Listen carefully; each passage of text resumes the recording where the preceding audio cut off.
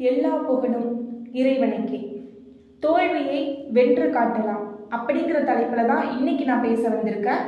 நம்ம மனசுக்கு பிடிச்ச ஒரு விஷயம் நடக்கல அப்படின்னா எல்லாரும் பொதுவாக சொல்கிற ஒரே பதில், எல்லாம் என்னோட தலைவிதி, என்ன பண்ண முடியும் அப்படின்ட்டு என்று சொல்பவர்களே, விதி என்பது உங்களுக்கு நீங்கள் உருவாக்கி கொள்வது.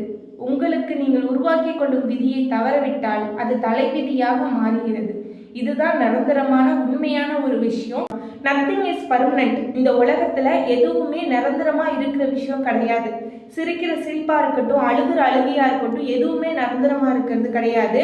அது மட்டும் இல்லாம பூமியில இரவு பகல் எப்படியோ அதே போலதான் நம்ம வாழ்க்கையில நடக்கிற தோல்வியும் வெற்றியும். முடிஞ்ச வரைக்கும் முயற்சி செய்யறது என்னைக்குமே வெற்றியை தேடி தராது. இதுக்கு மேல முடியாதுங்கிற வரைக்கும் நம்ம முயற்சியை செய்யணும். அதுதான் உண்மையான நிரந்தரமான வெற்றியை தேடி தரும்.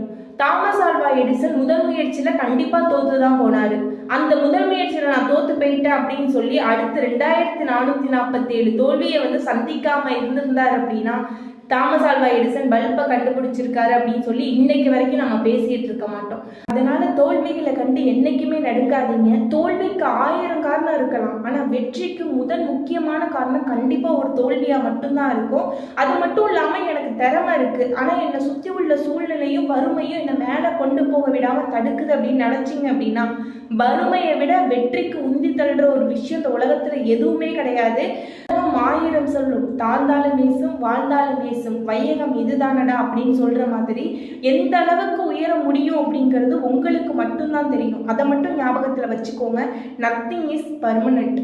நன்றி, வணக்கம். அன்புடன் தீபிகா.